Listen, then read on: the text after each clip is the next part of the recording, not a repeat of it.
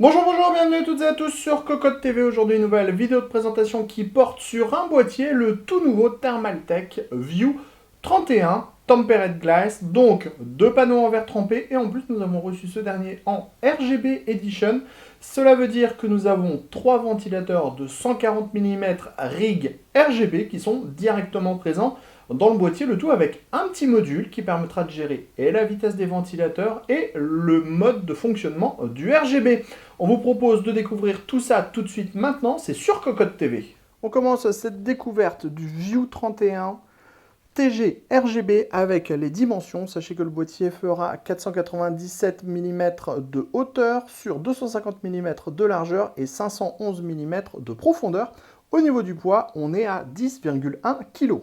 Comme toujours, on commence notre tour avec la face avant du boîtier qui propose en fait une vitre en plexiglas transparente mais fumée. On verra donc par transparence les deux ventilateurs de 140 mm qui sont placés à l'intérieur. Sachez que nous sommes sur des versions qui sont RGB pour les deux modèles à l'avant, mais aussi pour le modèle à l'arrière. Sachez que l'on pourra remplacer les deux ventilateurs de 140 mm par trois ventilateurs de 120 mm ou encore un radiateur de water cooling en 360 mm ou 280 mm maximum. Pour accéder à ces emplacements, c'est très simple. On tire la face avant, elle se démonte. On a l'ouïe latérale qui va permettre d'aspirer l'air frais à l'intérieur du boîtier. Cette dernière est filtrée. Et on a les deux ventilateurs de 140 mm rig RGB que l'on pourra remplacer par trois modules en 120 mm. Pour remettre le tout en place, c'est simple et rapide. On découvre maintenant le côté gauche du boîtier avec son panneau en verre trempé. Ce qui est intéressant sur ce modèle, c'est que la fixation se fait à l'arrière et non pas avec des vis sur le côté comme sur beaucoup de boîtiers qui proposent du verre trempé. On est sur une feuille qui fait 4 mm d'épaisseur, on a des pourtours qui sont peints et on a donc ce système de réglette en plastique qui tient avec deux vis à main et qui vient maintenir la porte d'une façon totalement différente de ce que l'on trouvait actuellement sur le marché. C'est plutôt efficace, bien trouvé et bien vu. On découvre maintenant la partie arrière du châssis avec ici un ventilateur de 140 mm rig RGB qui est installé sur une platine où l'on pourra régler sa hauteur sur 3 cm. Si vous passez sur un ventilateur de 120 mm, vous pourrez faire varier la hauteur sur 5 cm maximum. On a ensuite l'emplacement pour la plaque IO-Shield de la carte mère. 1, 2, 3, 4, 5, 6, 7, 8 slots d'extension avec des caches démontables et ajourées. Et on remarque ici deux slots additionnels pour pouvoir installer sa carte graphique à l'horizontale à l'intérieur du boîtier. On a dans le bas l'emplacement de l'alimentation, le tout étant filtré par en dessous. On est maintenant sur la partie supérieure du boîtier. Dans un premier temps, on remarque le panneau de contrôle qui propose les entrées-sorties audio, le reset, la diode HDD, le Power On, deux USB 3.0 et deux USB 2.0. Un petit peu plus bas, on a la grille qui va permettre d'accueillir d'autres ventilateurs en 3 x 120 mm ou 3 x 140 mm, mais également 2 x 200 mm. On a au-dessus de la grille un mèche plastique aimanté qui permettra en fait tout simplement à la poussière de ne pas rentrer à l'intérieur du boîtier. Et on voit ici tous les différents modes de fixation qui sont disponibles pour les différents ventilateurs. Sachez que pour les radiateurs de water cooling, vous pourrez opter dans la partie haute pour du 360 mm maximum ou du 280 mm.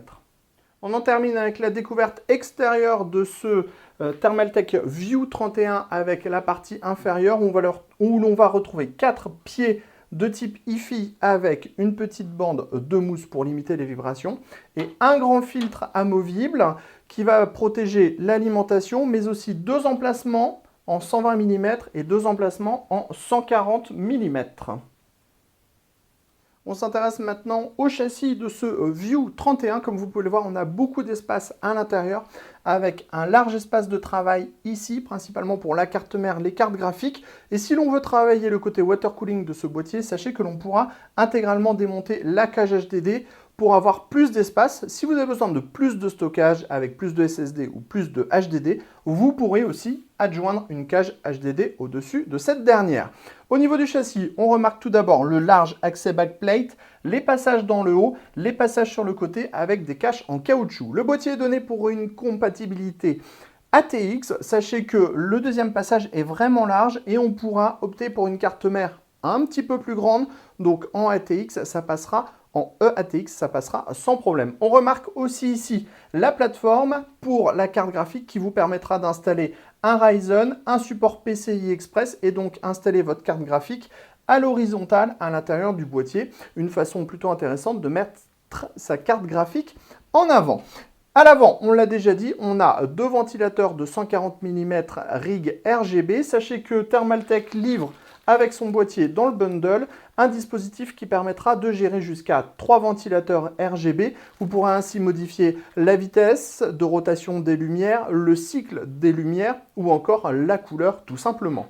Donc comme on le disait, ici on a du 360 mm maximum. Si on prend notre petit radiateur de test habituel, on voit que le radiateur passe sans problème dans la partie avant et il passe également sans problème dans la partie haute du boîtier. La partie haute, c'est 3 emplacements en 120 mm ou 3 emplacements en 140 mm et une compatibilité water cooling en 360 mm maximum, comme on le disait. À l'arrière, on retrouve un autre ventilateur de type rig en 140 mm, les 8 slots d'extension classiques, les 2 slots d'extension à l'horizontale, l'emplacement de l'alimentation dans le bas. On le remarque, pas de cache au niveau de l'alimentation ou de la cage HDD. Par contre, on a des supports en mousse au niveau de l'emplacement de l'alimentation. Et comme on le disait, la cage HDD est entièrement démontable et on va trouver des paniers qui sont compatibles 2,5 pouces et 3,5 pouces. On passe maintenant à l'arrière du plateau de la carte mère de ce View 31. Donc on remarque le large accès backplate, l'espace assez conséquent qu'il y a derrière le plateau. On a 5 cm, on pourra donc passer tous les câbles qu'on veut.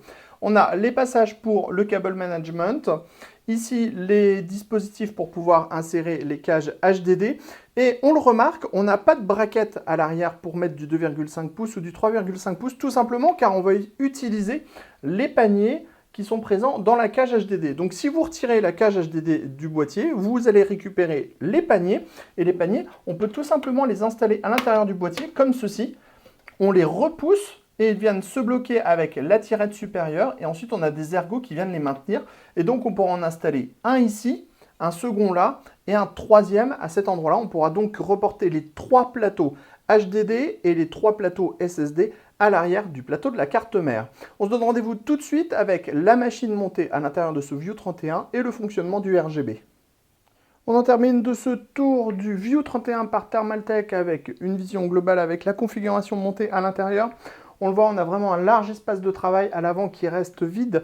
D'autant plus si on n'utilise pas la cage HDD, on pourra donc mettre du gros radiateur de water cooling en 360 à l'avant et sur le dessus et aussi intégrer une pompe ou un réservoir sur la plateforme de la cage HDD. Il est un peu dommage qu'on n'ait pas de cache au niveau de l'alimentation. Au niveau des cartes graphiques, on a beaucoup de place. On a jusqu'à 8 slots d'extension, donc on pourra monter une carte mère qui dépasse un tout petit peu de la norme ATX, donc en eATX sans problème. Et on a 3 ventilateurs de type rig. Et on voit que notre ventilateur, notre ventirad passif, qui est quand même assez costaud au niveau de la taille, est relativement libre avec beaucoup d'espace au-dessus et sur les côtés. À l'arrière du plateau de la carte mère, même constat, on a beaucoup d'espace, pas un seul câble qui dépasse parce qu'on a 5 cm de disponible derrière le plateau de la carte mère, ce qui est vraiment très avantageux pour pouvoir organiser les câbles comme on veut. On a des passages en caoutchouc pour dissimuler les câbles quand ils passent à travers le plateau. Et on a ici le module de gestion RGB qui est livré avec les 3 ventilateurs RIG qui vous permettra avec ce bouton-là de choisir le mode de fonctionnement, donc la couleur. Par exemple, on a 5 couleurs au choix au départ. On pourra passer 5 couleurs, excusez-moi, 4, rouge, blanc, bleu, vert, ou alors passer en mode 256 couleurs, ou alors avec un mode blink. Ici, on a le mode pour lancer ou pas, par exemple, la rotation des 256 couleurs. Et ici, on a un petit bouton qui permettra de gérer la vitesse des ventilateurs, qui vous permettra de passer de 1400 tours, de 1400 RPM quand vous serez en mode high, à 1000 tours par minute, donc un mode qui sera un petit peu plus silencieux. On en termine avec cette présentation du View 31 RGB Edition de Thermaltake avec justement le mode RGB. Donc on a 2 ventilateurs RGB à l'avant et un ventilateur RGB à l'arrière. Au total, 3 ventilateurs RGB qui sont en 140 mm. Et on a un module qui va permettre en fait de changer les couleurs des ventilateurs facilement, mais aussi la vitesse de rotation des ventilateurs pour passer de 1400 à 1000 tours. Pour la gestion des couleurs, on a un petit bouton au fond qui permet de passer à du rouge, à du bleu, à du blanc et à du vert. Ensuite, on va passer sur un mode off, donc sans aucune lumière. Et on va repartir sur un mode 256 couleurs qui va permettre tout simplement de passer 256 couleurs d'affilée. Un châssis qui est donc assez imposant en taille, hein, on l'a vu, mais qui permet d'avoir énormément de taille pour les composants à l'intérieur du boîtier.